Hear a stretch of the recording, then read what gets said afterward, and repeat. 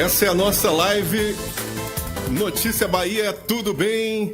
Estamos na nossa terceira live e sempre trazendo aí informações para vocês que estão ligados no nosso canal Notícia Bahia no YouTube e o nosso portal noticiabahia.com. Ao meu lado, Oscar Paris, o jornalista Oscar Paris, e hoje a gente está recebendo o Paulo Serra, historiador. Paulo Serra está aqui de Salvador, artista plástico, cartunista, bacharel em comunicação social, publicitário, especializado em propaganda institucional na FIAN São Paulo, ambientalista, arte educador, socioambiental, palestrante, historiador ambiental. E em setembro, né, Paulo, de 2024, você recebeu a comenda Mário Leal Ferreira da Câmara dos Vereadores de Salvador. Nossa, que currículo, hein, Paulo? Tudo bem com vocês aí? Tudo bem, Oscar? Tudo jóia, prazer imenso receber o Paulo aqui com a gente, Frank, para conversar sobre essas coisas boas da Bahia. Isso. Paulo, seja bem-vindo, Paulo. Paulo, a gente vai começar falando sobre Tomé de Souza, né? A gente vai falar de Tomé de Souza e Garcia Dávila. Você vai falar para a gente, né? O especialista. Tomé de Souza, que foi um militar político português e foi o primeiro governador-geral do Brasil. E Garcia Dávila, né? Que é considerado um dos maiores latifundiários do mundo. Vamos começar por Tomé de Souza, Paulo? Fala pra gente um pouquinho aí, um começo, uma abertura pra gente. Em primeiro lugar, eu quero agradecer o convite, né? Prazer enorme de estar conhecendo você, Frank, estar conhecendo também ao vivo, né? O Oscar.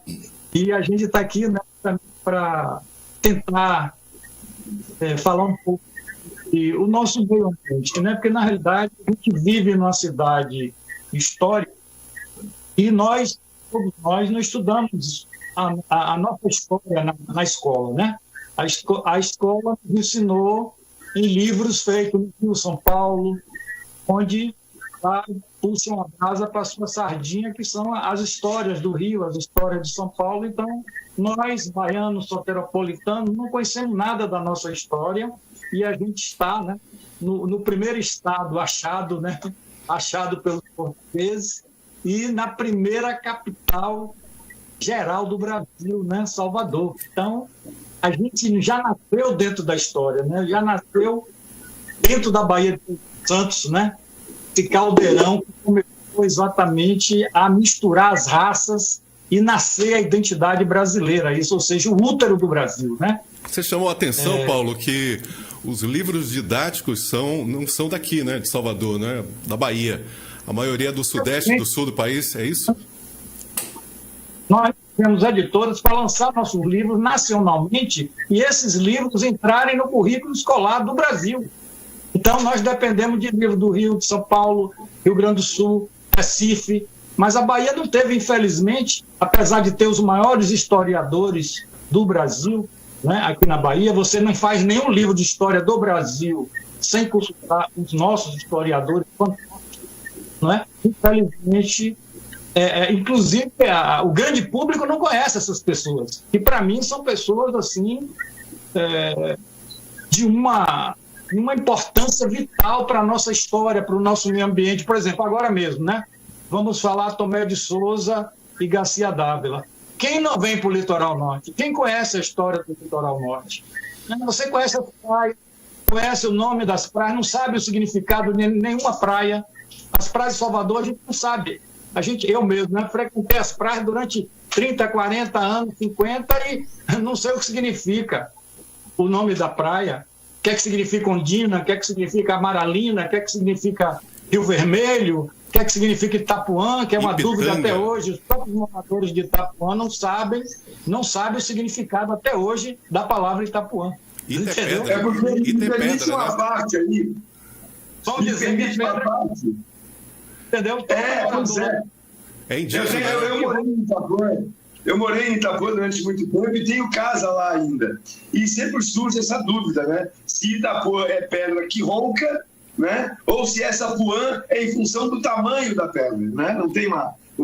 Também, segundo o nosso guru, né? O nosso famoso e inesquecível Cid Teixeira, né?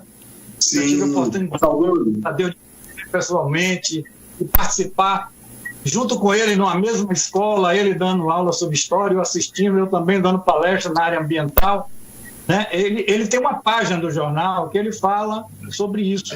Ele fala duas coisas que me marcaram. Pelourinho tem nada a ver com negro. Cid Teixeira está falando isso. E outra coisa, gente, tudo que eu falar aqui não sou eu, Paulo, que está falando. Eu estou falando baseado numa bibliografia de livros que eu estudei. Agora, mas já que você entrou na seara, explica um pouco melhor essa questão do Pelourinho aí. Pois é. Então, quanto mais livro você estuda, viu, Oscar, você começa a se embaralhar. Porque um fala uma coisa, fala outra, você fica no meu Deus. Aí você tem que escolher um. Você entendeu? Que são grandes historiadores. Por exemplo, só o Pelourinho, né? O Pelourinho, na realidade, o que é o Pelourinho? O Pelourinho é uma coluna de pedra com argolas de ferro que era um objeto de justiça da coroa portuguesa. Então, de tortura, né? Onde Portugal tinha uma colônia, tinha um Pelourinho. Para que servia o Pelourinho? O Pelourinho, vamos dar um exemplo básico, né? O Pelourinho em Salvador, gente, o Pelourinho andou por 4 lugares. Ele foi para... Primeiro o Pelourinho foi na Praça do Palácio, né, que é a Praça Tomé de Souza. Depois ele foi para frente da Fortaleza, na Praça Castro Alves, que hoje é Castro Alves. Depois ele foi para o Terreiro de Jesus e ele acabou onde é hoje o Pelourinho, ali em frente à casa de Jorge Amado. Então ali acabou o Pelourinho porque chegou um momento que teve que ser banido, né? Que era um instrumento de tortura, vamos dizer assim. Agora, claro, nem sempre tortura. Repare, por exemplo, vou dar um exemplo simples. Uma pessoa cometeu, por exemplo, um português feirante descobriram que ele estava roubando na balança. Aí os fregueses aí, né, denunciaram ele, o fiscal foi lá, né? E aí chegou lá e viu que ele estava realmente com a balança adulterada. Então esse cara foi pego, amarrado no Pelourinho, suas mãos... Chicoteado? Não. Ficou lá o dia todo, preso sem tomar uma chicotada. Então ele... exposto. Olhe bem, qual foi a pena do cara? Escárnio público. Coisa que não existe mais hoje no nosso tempo. Hoje os ladrões estão aí botando a cara na TV toda hora e como se nada tivesse acontecido. O que é escárnio público? Você passa, você e sua mulher, esse é o João ali, amarrado lá, tomou uma chicotada. Por quê? A pena dele foi escárnio público. Aí o índio, o negro, entendeu? Que cometeu algum ato, alguma coisa, aí sim, aí tem tanta chicotada. Algum pequeno delito, pequeno desvio. Isso é Pelourinho, entendeu? Deu para entender, Oscar? Claro. É impressionante essas coisas da história, porque a gente precisa entender do passado, compreender o passado, para saber como chegamos até aqui, né? Porque que vias nos trouxeram até aqui, que caminhos nos trouxeram até aqui. E você estava falando das praias também, e antes você falou na questão, né, do Brasil começar em Salvador. Gilberto Gil já traduziu isso muito bem, né? O resto é interior, né? Tudo começa aqui, né? O resto é interior. E eu gostaria de fazer uma pergunta. Você falou nas praias que a gente não tem informação do porquê que Ondina chama Ondina, por que Itapuã chama Itapuã. Eu queria saber por que o Corsário chama-se Corsário. Exatamente, porque naquela época existiam, por exemplo, os piratas e os corsários, né? Os corsários, por exemplo, eles recebiam do rei uma autorização, uma carta de curso que ele tinha. Por exemplo, o rei de um determinado país mandou ele para uma missão, entendeu? Aí ele está sendo pago, entendeu? Então esse cara vinha, atacava, roubava e levava pago pelo aquele rei, entendeu? Já o pirata não, o pirata era o bandido era o bandido que ficava no mar à espera de qualquer embarcação para atacar e roubar. Entendeu? Então, o corsário, aquela praia ali, tem esse nome exatamente por isso, porque foi a chegada de corsários ali, e por causa dessa chegada, que a gente não tem muita informação sobre o que houve ali, naquele trecho ali, Pituaçu, né? Ali, Pituaçu, por exemplo, era um rio que desembocava, que depois foi feita aquela lagoa artificial, certo? Por Teodoro Sampaio, que represou o rio Pituaçu, né? Que antes ele saía no mar. E qual é o significado de Pituaçu? Pitu significa camarão grande. Inclusive, Tomé de Souza esteve lá com o Caramuru, que levou ele lá para comer um camarão. Entendeu? Um bom anfitrião, né? Personagens mais importantes da cidade de Salvador. Agora eu estou preocupado em não sair do nosso tema, né? Porque se vocês começarem a conversar comigo... É isso que eu ia falar. A gente saiu um pouquinho... Foi bom que a gente pegou essas informações dos nomes, né? E alguns relativos ao índio, à língua indígena também, né? A gente tem Itaparica, ilha de Itaparica, Ita também e tal. Mas vamos continuar falando aí um pouquinho mais, né? Sobre Tomé de Souza, professor. Pronto. Vamos organizar a nossa conversa? Até para a gente entender por que Caramuru foi recepcionado por uma índia linda, fez um monte de filho, e Tomé de Souza não, né? Aí tem fofocas históricas. Inclusive, viu, gente? Viu, Oscar? Você iria gostar de conhecer o baiano nosso de Juazeiro, o Aidano Ruiz. Esse cara... Já vi falar muito. Inclusive, o governador, ele tem um sobre Tomé de Souza, que agora o cara, ele é ficcionista, entendeu? Então ele cria coisas. Então você lê o livro dele, você não sabe se aquilo ali é fofoca, se é ficção. Ou é ficção, ou é realidade. Que é interessante. E agora você não pode citar as coisas dele, porque ele é ficcionista. Ele pega a história e viaja. E ele fala coisas incríveis de Tomé de Souza, da vida particular de Tomé de Souza, né? Porque Tomé de Souza, na realidade, ele deixou a esposa lá em Portugal, né? Então, ele não tinha a ideia de ficar aqui, permanecer aqui. Mas acabou gostando tanto de Salvador que na hora, eu vou falar isso na história, que na hora que ele pediu, né, ao rei para substituir, aí na hora H que o rei mandou a carta, né, para substituição dele, ele disse que a garganta secou, desceu a lágrima do olho. Eu até fiz essa ilustração, né? Que ele disse que a garganta secou porque tanto trabalho, tanta coisa que ele fez. E eu gostei de estudar Tomé de Souza porque a maioria do que ele prometeu, ele cumpriu, entendeu? Ele cumpriu. Então o cara foi assim... Inclusive a igreja de Nossa Senhora da Conceição da Praia, que até hoje tem a ruína lá no fundo da igreja que ele levantou, né? Primeiro de palha, né? Aí, então vamos começar. A partir dessa pergunta... Estou mostrando a imagem aí do Tomé de Souza, uma imagem da Câmara Municipal de Salvador. Agora, veja bem, viu, Frank, que interessante. O nome dele, eu tenho o brasão. Você vai lá pesquisar o brasão da família Souza, então você vai ver Souza, S-O-S-A. Então, o Tomé, colocaram o H, o Souza, colocaram o Z. Então tá errado, pô, porque você tem que olhar o brasão da família, entendeu? Então o pessoal escreve Tomé de Souza de qualquer jeito. E quando você estuda, você vai fazer o certo. Então eu até poderia... Eu tenho aqui o brasão dele, né? E que poderia mostrar, então não tem que escrever Tomé de Souza com Z, Tomé de Souza é com S, certo? Então já começa por aí. Falta de conhecimento. E é sem U, é Souza, é sem U? Souza, S-O-U-S-A, Souza. Deixa eu ver. Tem U. Ok. Que fantástico, que fantástico. Aí existe a família Souza em Portugal que usa esse brasão ainda, sei lá? Eu acho que deve existir, não sei lhe dizer precisamente, mas com certeza deve existir, que foram muitos descendentes, muitos. Certo, bom, certo. Então, gente, me permitam, viu, Franco e Oscar, eu faço aqui, por que eu estou falando sobre isso? Então, eu vou mostrar aqui para vocês, ó. Tá vendo? Isso aqui Um livro, meu primeiro livro na área de história da Bahia, de Salvador.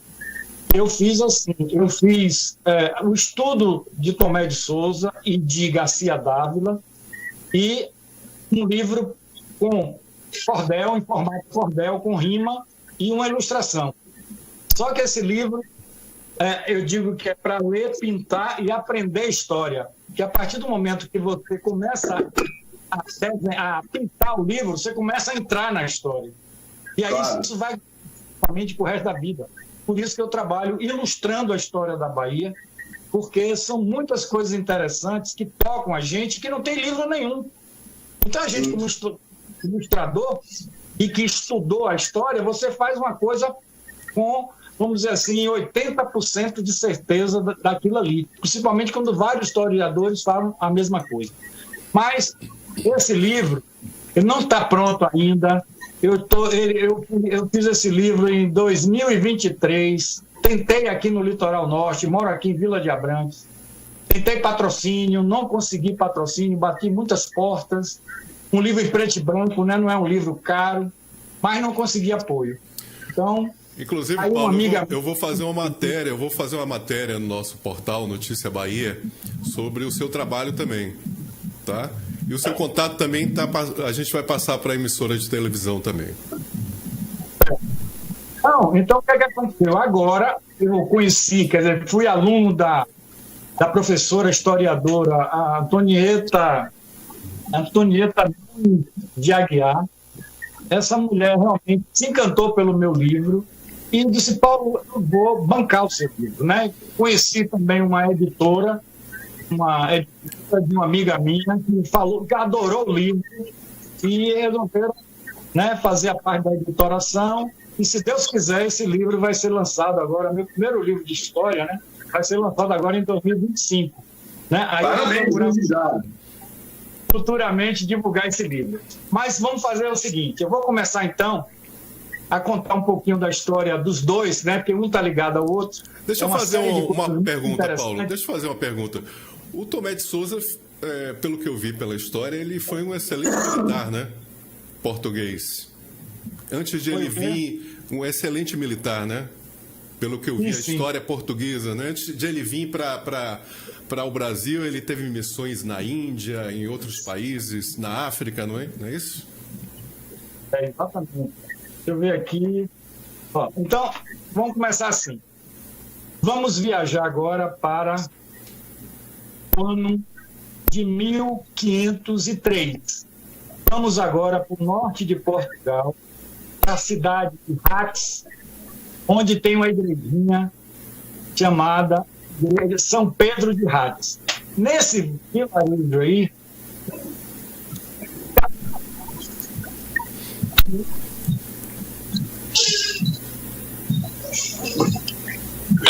a igreja, né, vilarejo, e na sua área ele acabou fazendo a confissão de uma viúva.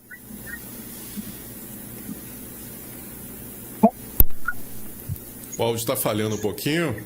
O áudio está falhando, não estou conseguindo ouvir. A internet de Paulo às vezes está fugindo um pouco, mas pode continuar, Paulo.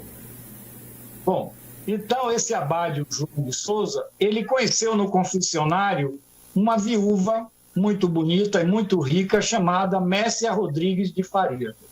Aí, dessa amizade, nasceu um romance, né?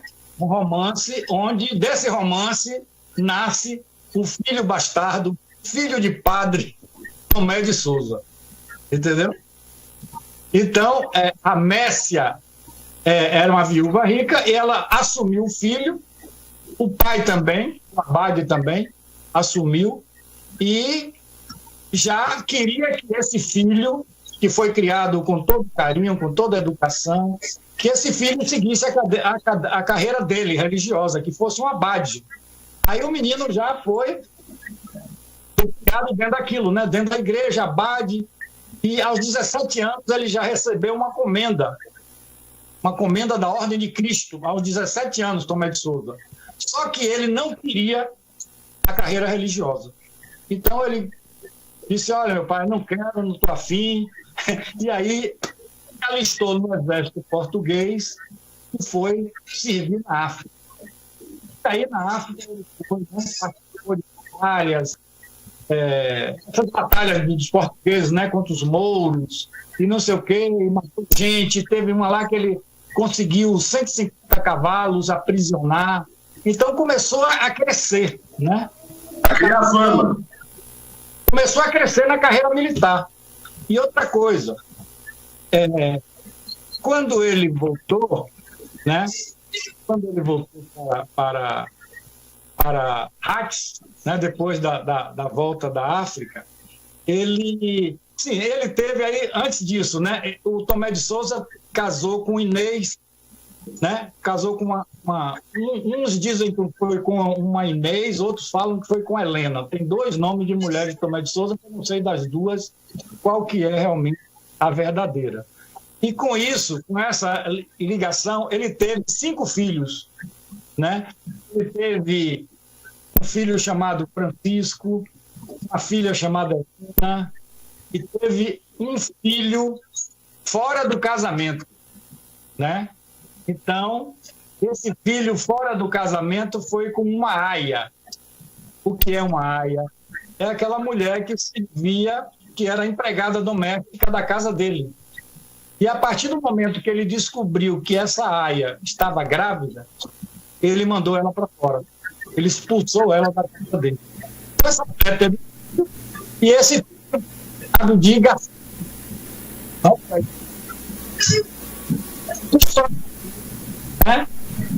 Descobriu que não. Então, o que é que aconteceu? Ele não assumiu o filho e se mandou para a África. Alguma pergunta? Quem era o filho mesmo? Era o Garcia Dávila? Garcia. Aí veja, esse menino foi criado com a mãe pobre lá no lugarejo. E aí, quando esse menino completou 7 anos, ele teve que ir para a escola. Aí chegou na escola, o padre perguntou a ele, qual o seu nome? Ele falou, meu nome é Garcia. Garcia de quê? Ele, olha, eu não tenho sobrenome, eu sou aqui da vila mesmo.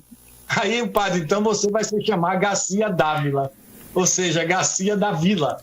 Olha para isso, gente. Olha como é que surgiu o sobrenome de uma das maiores potências da história da Bahia, que queira ou não, é um personagem, viu, Frank e Oscar, é um personagem muito negativo. Eu tive dificuldades, as energias que estão por detrás do personagem são muito pesadas. Vocês devem saber alguma coisa sobre o castelo, sobre as assombrações. Contam que ele era um sádico, né? Esse cara exterminou muitos índios. Nós vamos ver isso agora. Então, eu tive dificuldade no meu livro, porque dizer, um personagem negativo desse, nós não queremos, um cara que matou muito índio. Mas, gente, ele matou muito índio, ninguém está omitindo isso, mas o importante são outras coisas que aconteceram, muito importante para a história da Bahia e do Brasil, porque o cara chegou a ser um personagem mundial. E não tem como falar de um cara desse. O castelo dele está aí. O primeiro castelo medieval das Américas. E está aí até hoje, tem turista lá indo conhecer. Me tira uma dúvida, professor. Já me chamar de professor. Quando se fala no maior latifúndio da história, o maior latifúndio da América Latina, o maior latifúndio do mundo, a gente não tem exatamente dimensão de onde ele começava e onde ele terminava. Segundo eu li, começava em Lauro de Freitas e terminava em Pernambuco. É isso mesmo? É maior do que isso? Quais são as dimensões desse latifúndio? Não sei se eu posso contar com o Frank aí. Eu mandei um mapa, viu, Oscar? Mandei um mapa que eu fiz dessa área que ele foi aos poucos ocupando. Na realidade, ele foi invadindo, entendeu, Oscar? Ele foi invadindo. Claro. Como é que ele invadiu? Isso eu vou chegar mais adiante, né? Ele invadia levando gado, levando tropas dele, ele fez uma milícia e levava padre também, porque ele ia matando, mas os padres estavam ali com ele. Ele não abria mão de levar padre nas suas bandeiras. Ele tinha o perdão na hora, né? Ele matava e era perdoado na hora, né? O primeiro bandeirante do Nordeste do Brasil, Garcia Dávila. esse cara foi o maior. Então não tem como, né, por causa do negativismo dele, ele deixar de falar de um personagem desse. Você entendeu? Não tem como. Quantos filhos teve Garcia Dávila? Só teve uma filha. Isso eu vou chegar mais adiante, Isabel. Vou chegar mais adiante para a gente ter uma ideia mais ou menos. Sobre o tamanho, né, sobre o tamanho da área que o latifúndio dele atingiu, foi até o Maranhão, se eu não me engano, né, Paulo? Piauí. Tem aí? Tem como você jogar essa imagem aí, Fran? Não. Eu mandei para. Infelizmente não deu Tem tempo. como? Eu só tenho a imagem do castelo, a torre, né? Garcia Vou pegar aqui Dávila. do meu livro. Isso. Se dá para mostrar a vocês. Mostra pra gente. Vai dar para mostrar. Enquanto isso, viu, Frank? Eu lembro que o nosso cuidado com a história e com o patrimônio histórico é tão ínfimo que esse monumento Garcia Dávila, esse castelo, ele serviu de sede para uma competição de enduro equestre, ou seja, os cavalos passavam por dentro do castelo. Quer dizer, aí você vê a falta de consciência que se tinha no início dos anos 90 em relação a esses patrimônios. Aí o professor mostrando aí. Deixa eu colocar Aqui, a imagem do professor. Gente, eu não sei se a imagem está invertida. Tá vendo? Bahia, você vê a Bahia, você vê ali o litoral norte, né? Mata de São João, ele vai até a fronteira do Piauí com o Maranhão. Entendeu? Ave Maria. Olha só. Quanta terra, hein? Né? Se você pegar os países europeus, dentro fica nada, né? Você pode pegar o país inteiro. Se botar aí dentro. Nesse espaço aí cabe 2 Bélgicas. Bom, então vamos continuar. Eu parei aonde mesmo? Sim. Aí nasceu um menino, ele pegou esse menino, assumiu o garoto, sabe? Foi lá no cartório e botou Garcia Dávila de Souza, registrou o filho. Pegou esse menino com uns 17 anos, menos, levou para Seus, e lá esse menino foi para a academia militar, esse menino foi estudar economia, esse menino foi estudar coisa que a gente não estuda mais hoje, boas maneiras. Lembra disso? Boas maneiras. Claro. Ninguém estuda mais.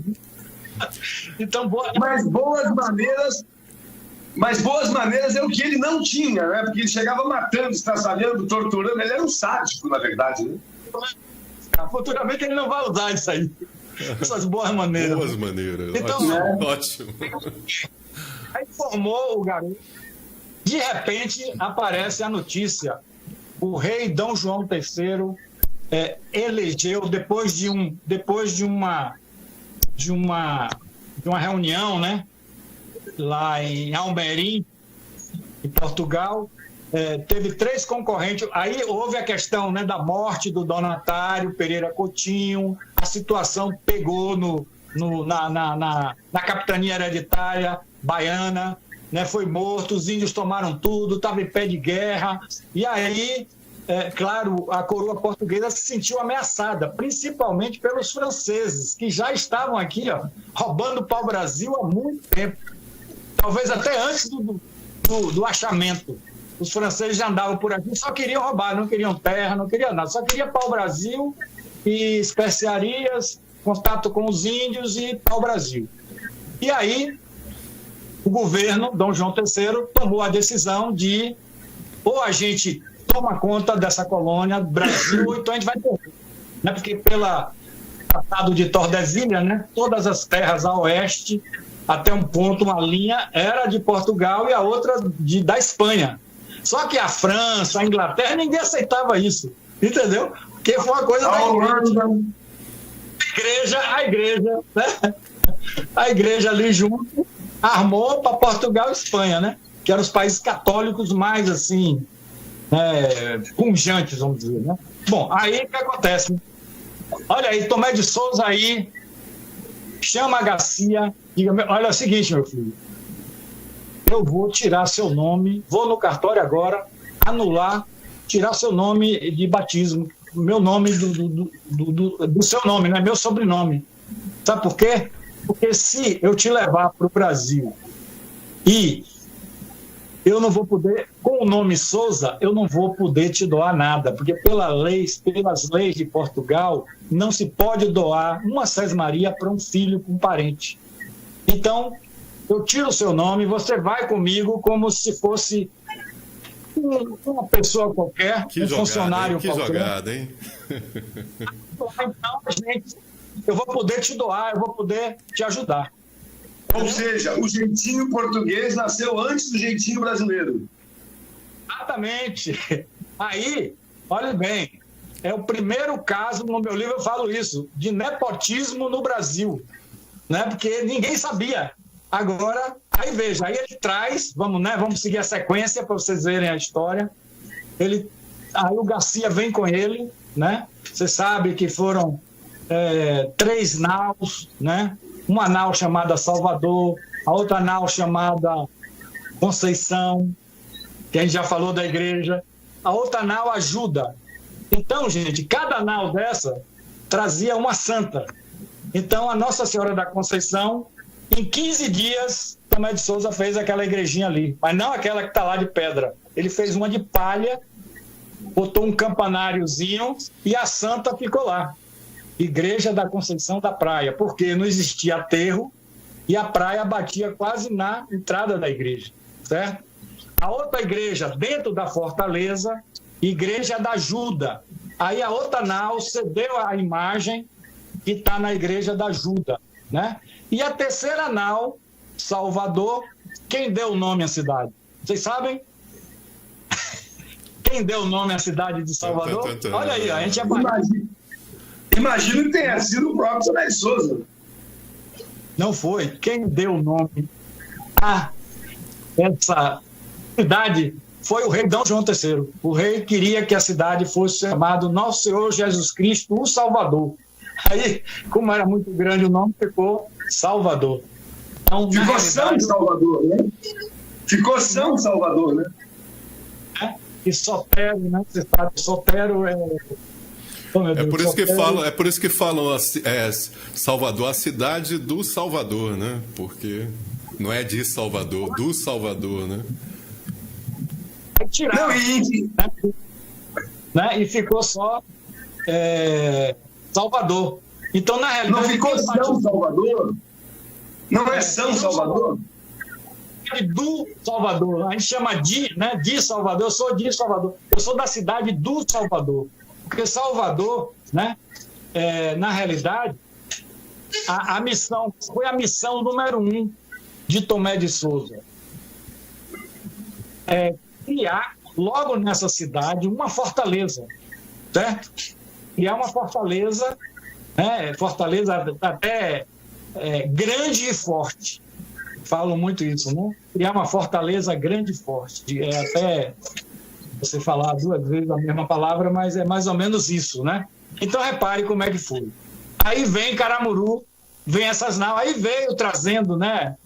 Eu entro nesse detalhe, quando eu falo da fundação da cidade, aí já é outra palestra que eu conto tudo sobre a construção da cidade e o povo da cidade, porque a gente sabe um pouco da construção, mas não sabe das pessoas, de como é que começou essa loucura que foi 400 degredados, com militares de todos os países do mundo, da França, da Bélgica, de Portugal, da Espanha, da Itália. Foi uma loucura, gente. Isso aqui foi uma loucura. Misturado com os índios, negros praticamente não vieram quase nenhum com Tomé de Souza. Só a funcionária dele, a cozinheira dele, que era negra, e não sei se tinha mais 1 ou 2 negros. Então não teve...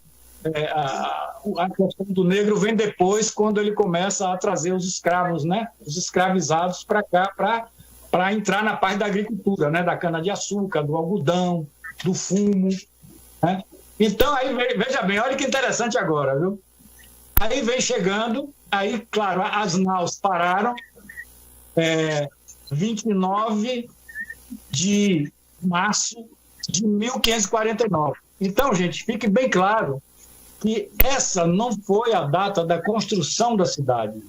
Essa foi a data da chegada de Tomé de Souza, que ficou mais ou menos como a data da fundação da cidade. Mas a cidade só vai ser construída lá para junho, acham que 13 de junho seria um dia ideal de Santo Antônio, porque os portugueses gostavam muito de Santo Antônio, né? Era um santo muito forte, Portugal, que veio para cá, e a gente pegou essa influência de Santo Antônio aqui muito forte, tanto é que hoje em Salvador, o Santo Antônio ele ganha até de São Francisco.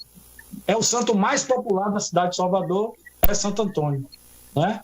Então, aí eles pararam as naus, e aí pegaram um batel, que é aquele barco menor, e saltaram ali na Praia do Pereira. Eu não estou contando também a parte da capitania hereditária, porque é outra história, senão mistura tudo, né? Então eu vou deixar para lá a parte da capitania hereditária, porque a gente pode entrar em outro momento. Aí quando a nau vai encostando, Caramuru já sabia, o rei já tinha mandado carta para Caramuru, Caramuru, né, preparou, né, chamou os outros europeus que já viviam lá desde a época de Martim Afonso de Souza, chamou o cacique Taparica, que era o pai da Índia Paraguaçu, e fez aquela recepção, né? Os índios todos na praia, muita gente agitando folhas de palmeira. E aí, na hora que chega na praia, Garcia Dávila bate o olho numa índia, que as índias estavam todas gritando, e tinha uma índia muito bonita, quieta, e uma beleza de mulher. Imagine para o choque, né? Das índias nuas, né? Os portugueses, todo mundo cheio de roupa, e as índias ladas daquele impacto. E aí, o que aconteceu? Eles estavam acostumados com isso, né? E aí, os portugueses não estavam acostumados com isso, né? As índias nuas e tal. Né? Tá ouvindo bem? Paulo, estamos ouvindo. Só estou colocando a imagem do Garcia Dávila, uma imagem ilustrativa. Não sei se é parecida com as que você faz também. É uma pena que não deu para colocar as minhas imagens, né, velho? Porque eu sou cartunista e ilustrador, e aí eu tenho o meu Garcia Dávila, o meu Pereira Coutinho, que são personagens criados, porque não existe a imagem deles, entendeu? Não existe desenho deles, não existe foto, nada. Mas de Souza é por causa de desenhos, de quadros, entendeu? Então esse personagem como Garcia Dávila, como Pereira Coutinho, até a Índia Paraguaçu, você não tem um quadro dela. Sim, sim. E o que tem é branco, né? Você vê a única imagem de Catarina Paraguaçu em Salvador, você sabe onde é que tem? A única imagem, estátua de Catarina Paraguaçu, você sabe onde é que tem? Na Igreja da Graça, né? Igreja da Graça? Não. Fica no Campo Grande, embaixo do Caboclo. E a Catarina que aparece lá, parece uma romana. Você só vê que é Catarina porque está escrito lá, Catarina Paraguaçu. Mas a cara dela não é de Índia. Entendeu? A cara dela não é de Índia, é de uma deusa grega. Professor, no programa passado, rapidamente, uma pincelada rápida aqui, conversando com o Frank, eu trouxe a informação, porque eu fiz uma reportagem sobre Rio Vermelho, a informação de que pelo menos 50 milhões de brasileiros são descendentes diretos de Caramuru. Confere? Rapaz, até mais, viu? Eu acho que pode ser até mais, viu? Porque é muito filho. Aí, ó, você tem ideia? Você vai ver que Caramuru a coisa vai... Porque dizem, viu, Oscar? Além da Índia, Catarina, que era a sua esposa, porque ele com foi quem casado... ele teve 9 filhos. Sabe que, olhe bem, antes de chegar a capitania hereditária, né? Chegou um francês, né? E esse francês levou o casal para a França para se casar em Saint-Malo. E lá em 1523 eles se casaram, Caramuru, e ela recebeu o nome de Catarina, né? Sim. O nome de Catarina, e voltaram para cá. E aí, isso 1523, olhe bem, antes da capitania hereditária. A capitania hereditária só começou aqui em 1535, mais ou menos, e foi até 45, quase 10 anos. Porque prenderam, né? Antes de matar o donatário, né? O rusticão, que era chamado ele, né? O Pereira Coutinho, ele foi preso. Armaram a emboscada Isso foi dos portugueses mesmo. Foi um padre português, Bezerra, que foi maltratado por ele. E esse padre, cara, armou um esquema, conseguiu um documento falso, conseguiu umas caravelas lá e veio e prendeu o donatário na fortaleza dele. Sabe onde era a fortaleza dele? Em frente ao Forte São Diogo. Ele construiu ali uma trincheira, uma trincheira assim, de supapo mesmo, sabe? À base de barro, de madeiras, entendeu? Para se proteger dos índios e das invasões, certo? E ele trouxe também uns 4, 5 canhões de Portugal para cá, o Pereira Coutinho. Aí, quando os índios destruíram, jogaram os canhões ali no Porto da Barra, os franceses vieram, carregaram os canhões, foram embora e disse, pronto, é agora que eu vou tomar Salvador. Então houve a ameaça dos franceses, viram que a capitania hereditária tinha dado errado e vinham voltar. Aí Caramuru, o que é que fez? Caramuru viajou para Porto Seguro, que tinha levado ele para lá. Caramuru salvou ele, o Pereira Coutinho, levou ele para lá, aí trouxe ele de volta, para poder não deixar a cidade ser invadida pelos franceses. Entendeu? Aí, na volta, a embarcação naufraga no atol das Pinaúnas, na ilha de Taparica, e aí os índios pegam Pereira Coutinho, e aí descobriram que Pereira Coutinho tinha matado um parente deles, aí não teve jeito. Fizeram o ritual, antropofagia, né? E comeram o Pereira Coutinho. Isso criou um problema sério. Olhe bem, foi bom até voltar a esse assunto, porque o rei de Portugal, Dom João III, era muito amigo do Pereira Coutinho, porque o Pereira Coutinho trazia da África elefante, rinoceronte e dava de presente ao rei. E o rei usava esses elefantes lá em Lisboa como merchandise político. Botava as faixas nos elefantes, saía pela rua. O povo aí, imagine você.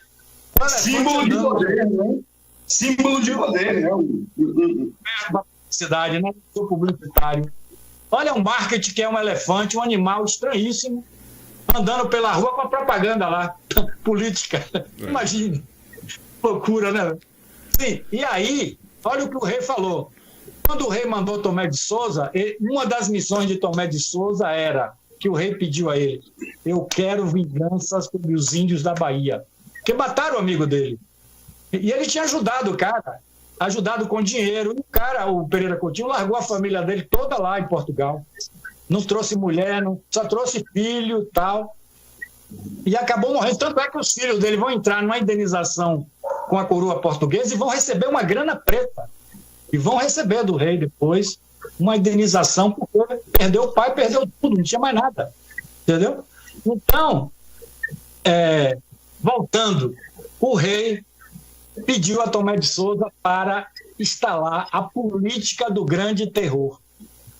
Ou seja, a se vingar, matar os índios que mataram Pereira Coutinho, entendeu? E aí, Tomé de Sousa ficou numa situação difícil. Por quê? Olhe bem, foi recebido por Caramuru, aí vai para lá para Outeiro Grande. Outeiro Grande é o bairro da Graça, onde tinha a aldeia Tupinambá. Caramuru morava lá, com a Índia. A sua casa era diferente da casa dos índios, não era aquela casa estilo individual mesmo, porque os índios moraram em grandes cabanas, uma tribo inteira, em várias cabanas ali na Graça. E aí, o que é que aconteceu? O Tomé de Sousa, então, é recebido, tem uma missa na primeira... Olhe bem, eu fico olhando na internet, rapaz, tem tanta coisa errada. Meu Deus do céu, se vocês forem estudar história na internet, você quebra a cara, você sai falando besteira. Eu estava olhando na internet um dia, a primeira igreja do Brasil, olhe bem, eles colocam que foi a igreja da Conceição da Praia. E, na realidade, a primeira igreja do Brasil e da Bahia foi a Igreja da Graça. Porque, olhe bem, quando o cara... Não foi Porto Seguro, não? Não. Não foi Porto Seguro a primeira igreja? Não foi de Porto Seguro, não. Porque, olhe bem, sabe quando o Caramuru chegou aqui? Caramuru chegou aqui entre 1509 e 1511. Ele chegou aqui com 17 anos. E aí, olhe bem, Entendeu? Olha bem a distância que é. Aí, isso já é outra história, mas tem que contar agora. Aí ele teve a Índia Paraguaçu, teve três sonhos repetidos. Ela sonhou com um anal, ia morrer muita gente. Uma vez falou Caramuru, olha, eu sonhei, veja aí na praia onde é que sonhei com um naufrágio e aparecia uma Madonna, entendeu? Sonhou de novo, Caramuru mandava os índios nada, não achava nada. Primeiro assim, na terceira vez, os índios acharam, chegou até Caramuru, chegou até a Índia Paraguaçu, a imagem de Nossa Senhora. Porque houve um naufrágio de uma nau espanhola, e aí a santa boiou, os índios pegaram e levaram, aí era justamente com quem ela tinha sonhado. E essa santa, ela pediu, Catarina pediu a Caramuru que fizesse um oratóriozinho ali na Graça, onde está a igreja hoje. Então fez um oratório de palha, botou a santa lá. Com o tempo, eles fizeram uma igrejinha de palha. Foi nessa igrejinha que Manuel da Nóbrega, Tomé de Souza, Garcia Dávila rezaram a primeira missa aqui em Salvador. Então, ali, Salvador não tinha nem sido fundada ainda. Então, é tido como a primeira igreja do Brasil, que é a igreja mariana, que é Maria.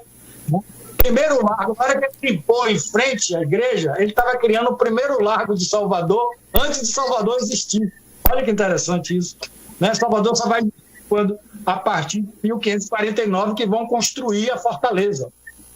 E essa imagem está lá na igreja até hoje, né? Inclusive, no chão, você encontra lá a lápide de Catarina Paraguaçu.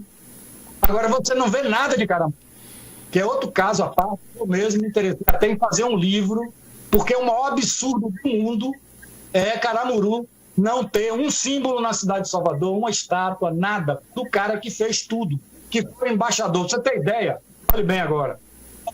Eu vou sair do tema, viu, Frank? Mais a história, né? A gente está com 48 minutos de live.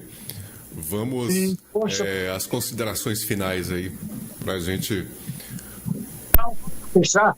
Olha bem, quando ele chegou, no dia seguinte, depois da missa, Caramuru, no barco dele de Caramuru, no bergantim dele, que dado pelos espanhóis do naufrágio, pegou Tomé de Souza e foi mostrar a Baía de Todos os Santos, que ele queria construir, onde ele ia construir a cidade. Aí vão a Itapajipe.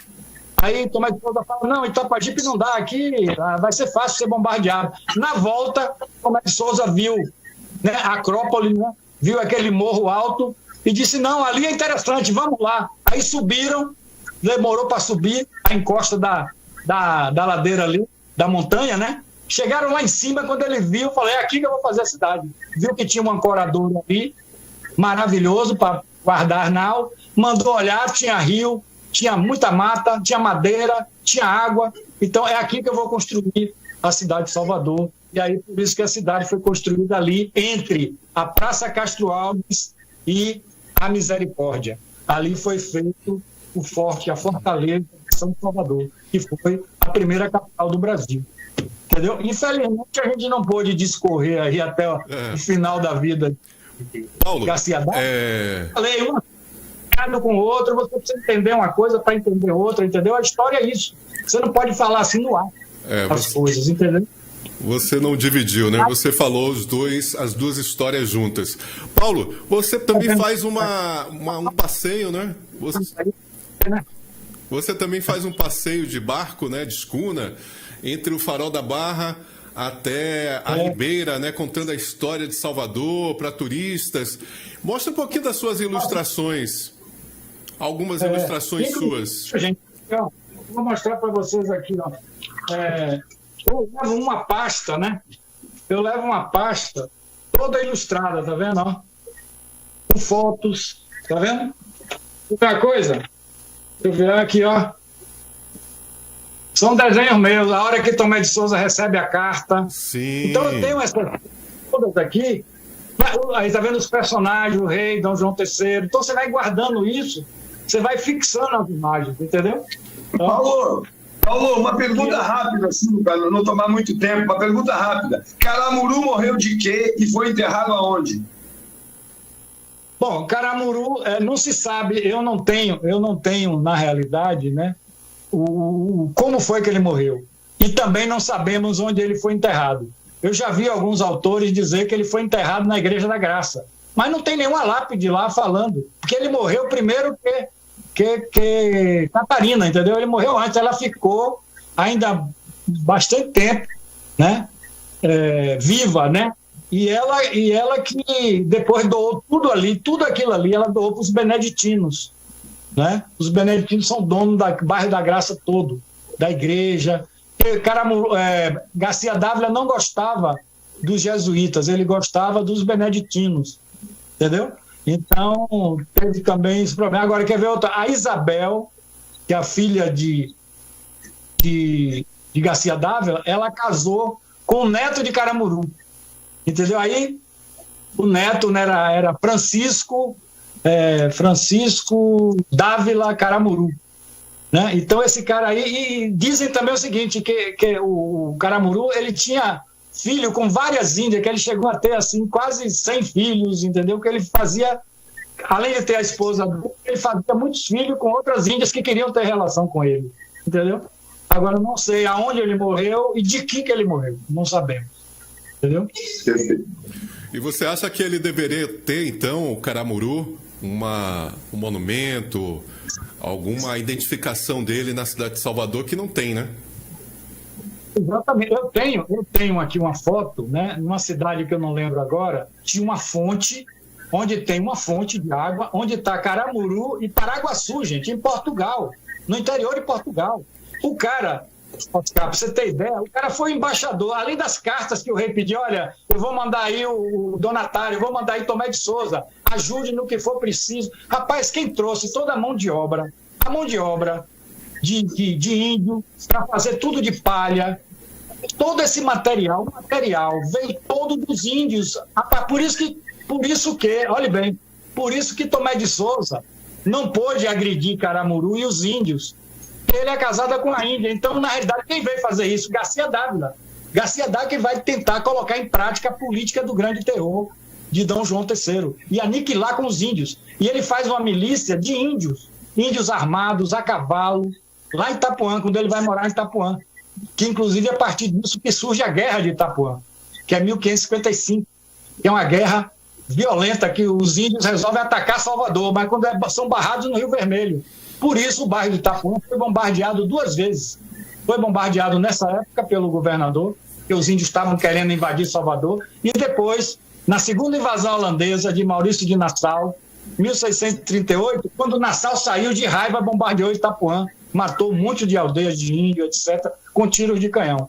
Então, a pedra, talvez, eu já conversei com um pescador lá de Itapuã, que a pedra que roncava, que o pessoal dá o nome, a pedra que ronca Itapuã, que não tem nada a ver do tupi, era uma pedra que tinha um buraco. Então, quando o vento batia, fazia um barulho. Todo mundo ouvia, entendeu? Mas essa pedra foi erodida, foi destruída. E a pedra que dá nome é a pedra que está lá até hoje. É a pedra erguida do mar, a pedra que salta do mar. Tem vários sinônimos dessa pedra, entendeu? Essa que dá o nome Itapuã. E que hoje você vai lá, ninguém aceita, vai lá dizer que Itapuã é pedra erguida do mar, que ninguém aceita, vai dizer que é pedra que ronca. Paulo, uma curiosidade, eu lembro muito das imagens de Debré, né? Debré fazia as imagens, porque não tinha fotografia na época. Ninguém fez as imagens na França do casamento de Catarina e Caramuru? Não, mas eu tenho temos, viu, Oscar? Nós temos a certidão de casamento, que é o mais importante. Existe eu tenho da internet, você encontra a certidão de casamento deles, entendeu? Exatamente. Não, eu perguntei porque, por causa dessa ausência de imagens de Caramuru, né? Talvez alguém tivesse pintado no casamento, né? Se você olhar a imagem que tem, se você botar alguma coisa sobre Graça, você vai ver uma mulher que não é a Índia, uma mulher branca, que está rezando, aparece Nossa Senhora. Não é uma Índia. É tipo Cleópatra Sofia Loren, né? Exatamente. E Caramuru foi o cara que levou Tomé de Souza, e Tomé de foi o cara que recepcionou Tomé de Souza, e Tomé de Souza descobriu o local da cidade graças a ele. Então o cara fez tanta coisa. construiu a cidade, entendeu? Ajudou a descobrir o local. E foi o cara que fez essa ponte. Os índios não atacaram, os índios estavam pintados para a guerra. Tomás de Souza ficou morrendo de medo. Mas tudo isso é legal, graças a Caramuru. Graças a Caramuru, entendeu? Mas é legal o que você fala, porque nós temos aqui, e eu acho que tem que ter mesmo, né? Estátua de Zumbi, a própria estátua de Tomé de Souza, temos estátuas de Mandela, o busto de Mandela, mas não temos nada de Caramuru. É um absurdo, realmente.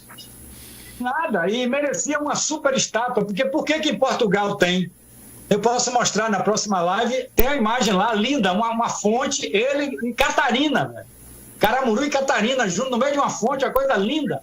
Eu tenho essa imagem aqui, eu tenho essa imagem no meu material, certo? Então é isso que a gente diz. Sabe por que isso?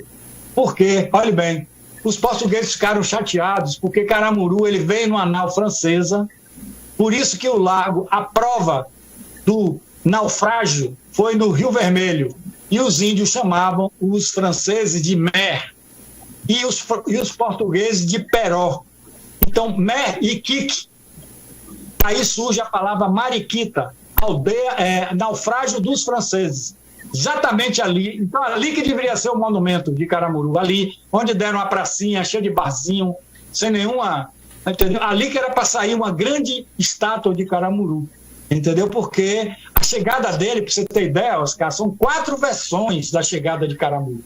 São 4. Aí você lê, quanto mais você estuda, tem uma versão nova, aí você fica... Qual é que é a verdadeira? Quem sou eu para dizer? Entendeu? Aí, é claro, você vai pela lógica, você vai escolher aquela que tem mais lógica. Entendeu? Que ele se escondeu, deu tempo dele, a pólvora ele trouxe amarrada, né? Não molhou, se escondeu. Os índios. Por que o rio é chamado de Rio Vermelho? Tem 2 versões. De uma plantinha, segundo o Cid Teixeira, uma plantinha vermelha, uma florzinha vermelha que dava. A outra versão é do massacre dos índios. Eles mataram de cacetada, né, de tacape, os náufragos, e aí o rio ficou vermelho. Então, uma versão que o rio ficou vermelho foi o massacre dos índios com os náufragos franceses, e Caramuru se safou. Né? Por isso que encontraram ele branco, comprido. Aí bota o apelido dele Moreia, porque a Moreia é branca, comprida e perigosa, porque eles tinham uma arma, ele matou um índio, diz assim. Uns dizem que matou, o outro diz que atirou num pássaro. Passou um monte de pássaro, atirou, caiu um. Aí, Deus do trovão, tal, entendeu? Mas ele se safou por causa da arma de fogo dele, entendeu? E uma das versões do Rio Vermelho é essa, é sangue na foz do rio ali. Então é muita história. Mas tem muita história. É história mesmo, né? Gostaríamos de agradecer Paulo Serra pela participação aqui na nossa live nesse sábado, dia 8 de fevereiro de 2025. Paulo, a gente vai entrar em outro assunto. Gostaria que você permanecesse aí para participar também. A gente vai falar agora da morte da turista de São Paulo, né, de 26 anos, a Júlia Ponchoni Rigueto, de 26 anos, de Ribeirão Preto, que morreu na última quarta-feira, após o teto da igreja de São Francisco de Assis ter desabado. Outras pessoas estavam também, um casal de alemães também estavam na igreja, uma amiga dessa turista que saiu ferida, pequenos ferimentos. E a gente sabe que a Bahia tem o maior número de prédios tombados pelo IPHAN, atrás apenas do Rio de Janeiro e Minas Gerais. Mas o grande problema, Oscar, é que parte da estrutura da maioria desses prédios estão comprometidos, e alguns prédios têm barras de ferro que seguram as paredes e estão em estados bem precários mesmo. Frank, isso é um absurdo. Essas contenções que fazem, que por sinal é muito feia, aquelas barras de ferro do lado de fora, normalmente segurando somente a fachada dos prédios, porque por dentro já está oco, já não tem mais nada. Isso enfeia a cidade, é um negócio horroroso. Quanto às igrejas, é pior ainda, porque essas igrejas, elas são destinos turísticos, né? E não só destino do turismo religioso, mas como do turismo histórico, cultural. As pessoas adoram vir para Salvador para poder conhecer a São Francisco, a Basílica, a Conceição da Praia, a Igreja do Bonfim, o Pilar, enfim.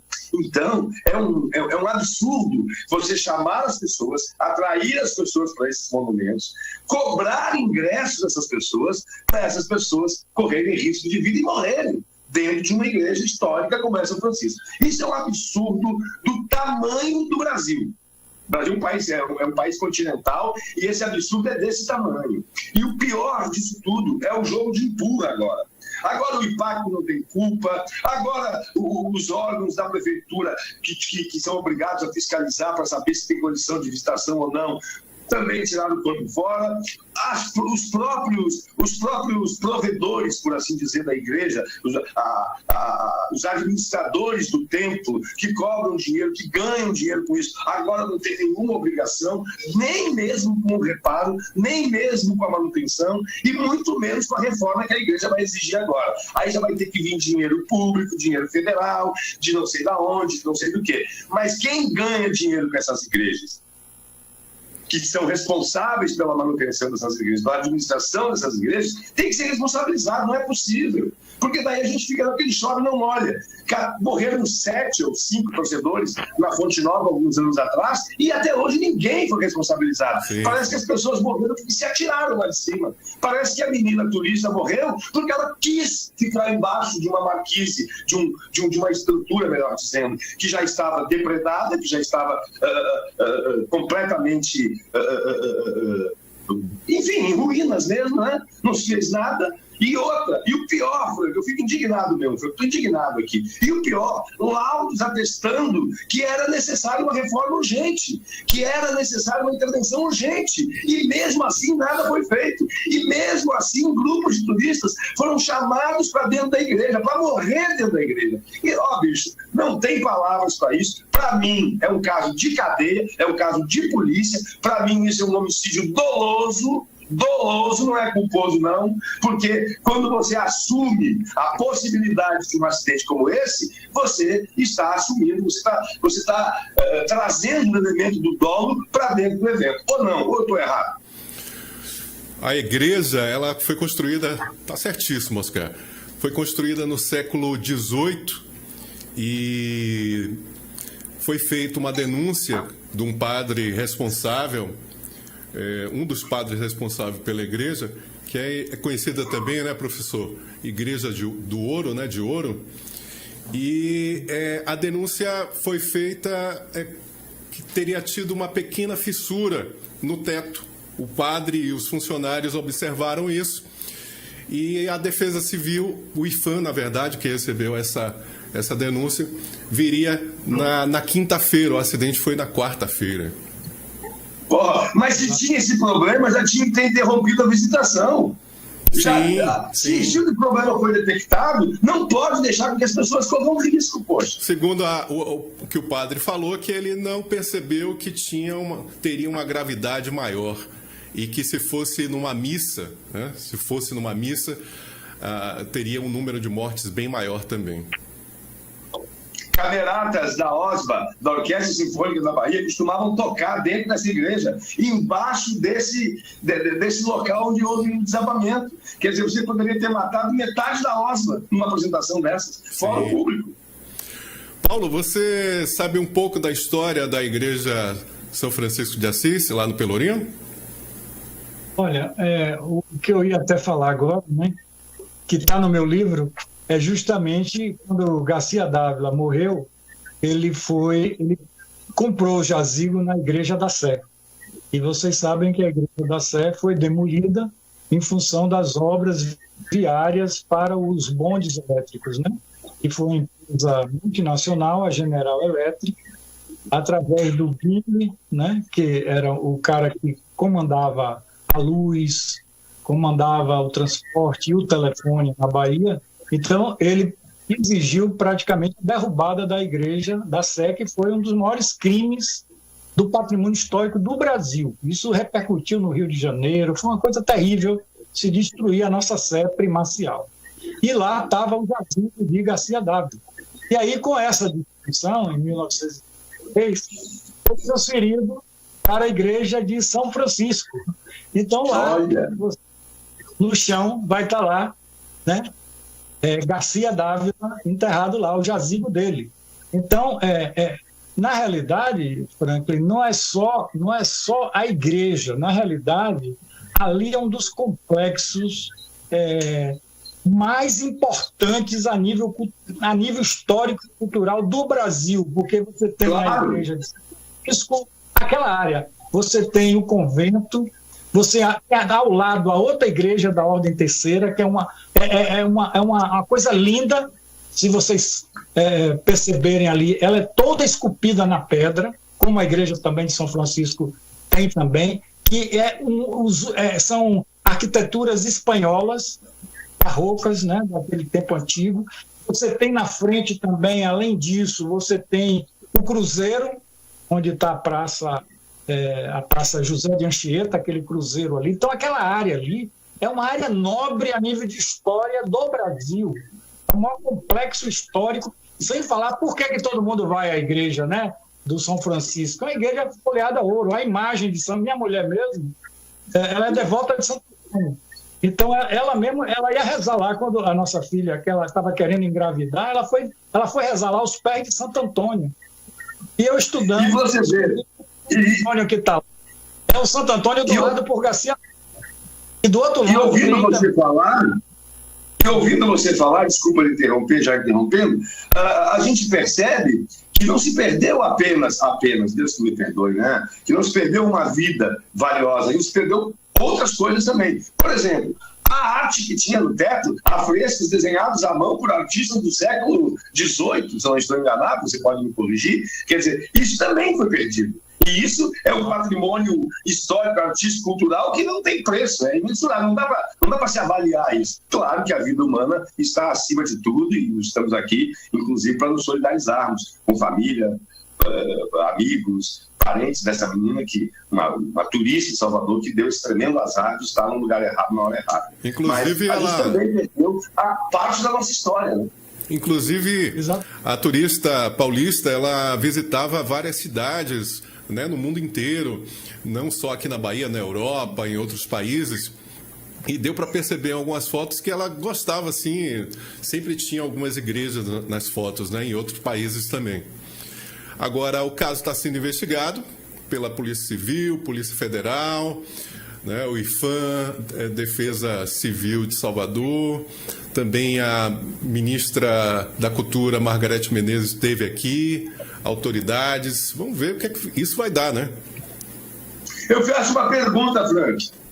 E os abastados brasileiros que meteram a mão no bolso para ajudar na reconstrução de Notre Dame, será que meterão a mão no bolso para ajudar na reconstrução da Igreja de São Francisco? Parece que vai ter, a ministra da Cultura já afirmou que vai ter uma obra de urgente, né? Com uma urgência, né? Uma emergencial. Doaram o seu dinheiro para Notre Dame, para a recuperação de Notre Dame, preocupados com o patrimônio mundial e tal, mas em outro país, né? Quero saber se esses mesmos vão meter a mão no bolso para ajudar a Igreja de São Francisco na sua reconstrução.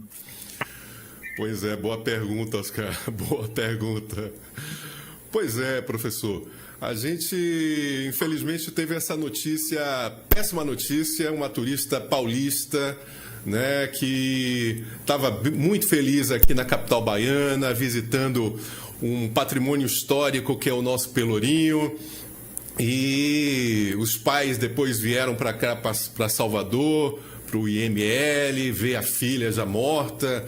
Então, assim, foi realmente muito trágico o que aconteceu e que isso sirva de exemplo para que não aconteça mais, né? Ter um cuidado maior com nossos prédios tombados.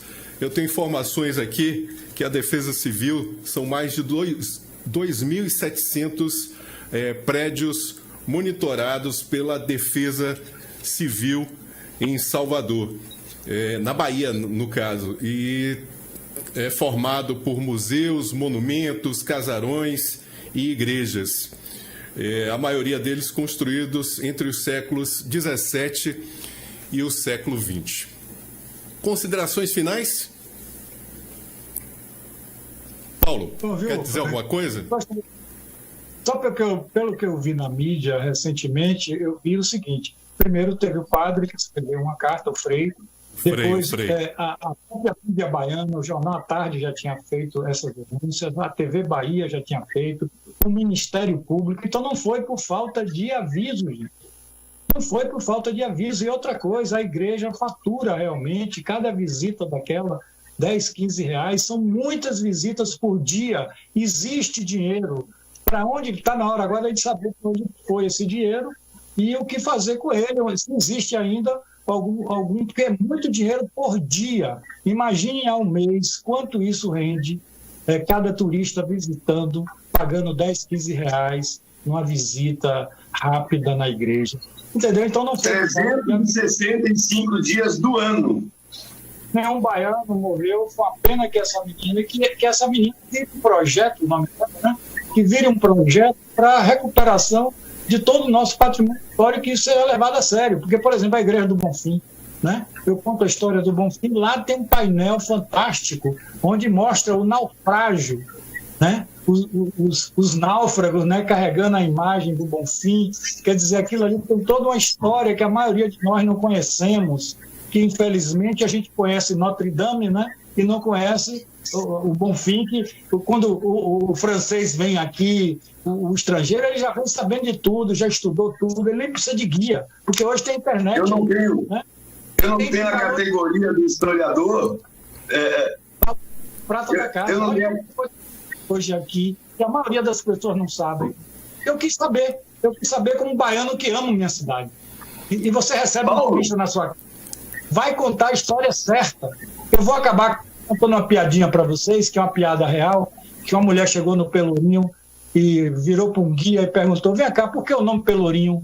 Aí a mulher falou assim: não, porque aqui tinha um papagaio, e a mulher botava o dedo e falava: decá o pé, Lourinho, decá o pé, Lourinho. Aí o nome pegou, virou Pelourinho. Isso olha só. Agora você falou uma coisa certíssima, viu, Paulo? Os donos desses prédios, essas edificações, eles nunca têm verba para nada, né? E ficam esperando a verba pública, né? A verba do Estado, a verba federal, e os prédios estão virando ruínas, esses prédios, museus, esses prédios tombados pelo IFAM. Frank, você conhece a Igreja do Pilar? Sim, sim.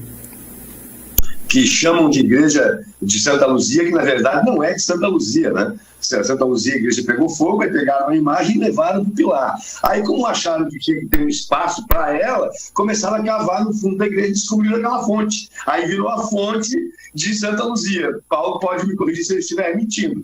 E o mais interessante disso tudo, você sabia que a Igreja do Bonfim, por dentro, é uma réplica da Igreja do Pilar? Não, eu não sabia. Isso aí eu não sabia. Eu fiquei sabendo que eu casei na Igreja do Pilar. Eu me casei lá. Então eu fui estudar sobre a igreja. E aí o próprio padre me falou... Por isso que a gente sentiu essa emoção sua, Oscar. Eu senti uma emoção aí, que você ficou emocionado quando falou. Por isso, o casamento do cara foi lá. Realmente, o meu casamento é uma bênção, realmente. Pilar? O nome, você sabe? Oi, não. Porque o nome Pilar... Não. Sabe por quê? Não. Ela apareceu, tipo assim, atrás de uma coluna. Nossa Senhora apareceu atrás de uma coluna, atrás de um pilar. Nossa Senhora, que legal. Nossa Senhora. É a mesma, só que ela tem vários nomes, né?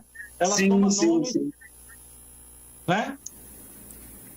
Nossa Senhora da Conceição, Nossa Senhora Aparecida, Nossa Senhora do Amparo, e aí por aí vai. Né? Por aí vai. Bem, vamos passar para o próximo assunto. Vamos torcer aí que os responsáveis por essa tragédia na igreja de São Francisco sejam punidos, a turista que morreu essa semana, a Gíulia Ponchoni Rigueto, de 26 anos, de Ribeirão Preto. Nossos pêsames à família dela. Professor Paulo, você gosta de esporte? Gosta de futebol?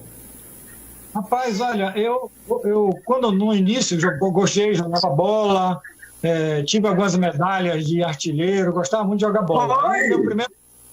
Meu primeiro time foi o Bahia, naquela época que tinha Baiaco, que tinha aquele time que tinha amor pela camisa, tinha Roberto Rebouças. Depois, com o passar do tempo, eu me afastei do esporte, me afastei do Bavi, por exemplo, né?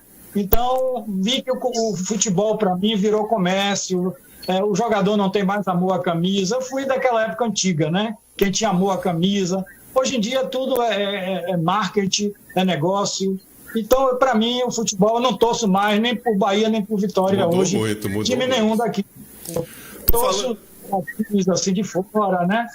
Gosto de um bom futebol, né? Gosto do bom futebol. Agora mesmo eu estava acompanhando o Botafogo, estava muito bom, um time todo conjunto, onde não aparece um nome, aparece todo mundo jogando bola. Isso é que é maravilhoso, né? É conjunto. Isso. Você dá melhor posicionado, né? Não ficar egoísta, querer fazer o gol sozinho, entendeu? Porque ali é uma atuação de 11 homens, né? Então essa união é que é a força. Então o técnico... Não é à toa que chama Futebol Association, né? Que o técnico bom é aquele que consegue fazer com que os jogadores sejam amigos, que não sejam máquinas físicas de correr, chutar, e que sejam amigos, e aí, né, dividam o momento maravilhoso, que é o momento do gol, pô. Então, infelizmente, hoje, aqui na Bahia, eu não torço mais para time nenhum, não perco mais meu tempo, nem com Bahia, nem com Vitória. Desculpe aí os não, né? Opinião válida, né?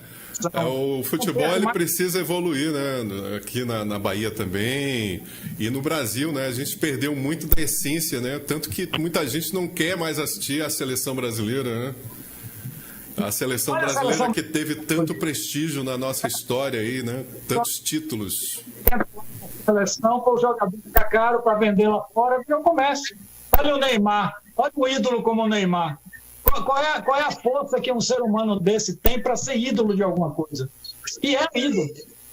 A juventude que, se for atrás desse ídolo, está ferrada. É um cara que não tem valor moral nenhum valor moral para criança nenhuma, para pessoa nenhuma. Infelizmente, a vida é o pai dele, o filho no meio. Então, infelizmente, não tem como ter essas pessoas como ídolo, né? Infelizmente. Oscar Paris, vamos falar de esporte, de futebol, Oscar? O que é que rolou essa semana? Pegando o gancho aí do Paulo do Neymar, né? O menino Ney, que está de volta ao futebol brasileiro, voltou ao Santos, depois de correr mundo, né? Depois de jogar na Espanha, depois de jogar em Paris, depois de jogar na Arábia, ganhar petrodólares, né? Encher o bolso de dinheiro, ele está de volta ao Brasil. Ele estava indo para o treino. Ele estava indo para o treino, desculpe interromper, ele estava indo para o treino de helicóptero. Né? Porque ele não tinha uma residência, né? Uma mansão lá em Santos. Mas agora ele já comprou a mansãozinha para ele. Mais uma. Não, o menino nem tá sem preocupação nenhuma com a quarta geração dele. A quarta geração dele está garantida. É dinheiro demais. Agora o que o Paulo falou a respeito do próprio Ney e da juventude, desculpa. Oi? Eu vou ter que me ausentar porque eu vou a Salvador para o aniversário de um amigo. Moro aqui em Vila foi um prazer, meu querido professor. Foi ótimo ter estado com você. Paulo, só muito 3 minutinhos então, vamos fazer um resumo? Hein, Paulo? Só 3 minutinhos para a gente só falar um pouquinho do esporte. Vamos resumir? Porque senão a imagem dele vai sair da nossa... Pra gente confirmar. Então, só para dizer que a 7ª rodada do Campeonato Baiano vai ter Vitória e Porto, aqui em Salvador, Jequié e Jacobina em Jequié, Bahia e Colo-Colo na Fonte Nova, Barcelona e Jacuipense em Ilhéus e Juazeirense e Atlético de Alagoinhas em Juazeiro. A classificação é a seguinte: o Vitória tem 12 pontos, Jacuipense também tem 12 na segunda colocação, Bahia aparece em terceiro com 9 e o Porto com 8. Depois tem Jequié 8, Barcelona 8, Juazeirense 7, Atlético 7, Colo-Colo 3 e Jacobina. Se o campeonato terminasse hoje, essa primeira fase terminasse hoje, ainda faltam essa rodada e mais 2, mas caso acabasse hoje, os rebaixados seriam Colo-Colo e Jacobina, e os 4 classificados para a segunda fase, para a semifinal, seriam Vitória, Jacuipense, Bahia e Porto, que é o estreante na Série A do Campeonato Baiano e a grande surpresa desse campeonato, porque é um time que acaba de subir da segunda divisão e já está na 4ª posição do Campeonato Baiano, já na 7ª rodada, faltando apenas essa, como eu disse, e mais 2 para se encerrar essa primeira fase. No Nordestão, tanto Bahia como Vitória são líderes de suas chaves. E aí a gente fala no Nordestão na próxima edição do nosso programa, para não levar muito tempo falando sobre essa competição regional. Mas a história é essa, né? Teremos aí esse fim de semana para definir ainda mais quem classifica e quem fica na zona da degola. É isso aí, meu querido Frank, e agora é torcer para que a seleção brasileira com o Neymar melhore o seu futebol e melhore a sua posição na tábua de classificação das eliminatórias para a próxima Copa do Mundo. É isso aí, meu irmão. Ok, Oscar. Bem, conversamos com o historiador e cartunista Paulo Serra. Paulo, muito obrigado pela sua participação. Desculpa ocupar seu sábado aí, você tem um almoço importante hoje, mas entraremos em contato em outras oportunidades também. Bom fim de semana, boa semana aí para você e família. Obrigado. Um abraço, Paulo. Bom fim de semana para vocês. Muito obrigado aí. Nós é que agradecemos. Um abraço. Até a próxima semana com a nossa próxima live Notícia Bahia. Até mais. Tchau, tchau.